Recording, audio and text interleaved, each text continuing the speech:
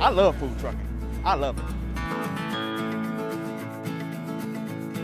Since we were out there in neighborhoods anyway dealing with the tornadoes, it made it easier for us to go into for the pandemic.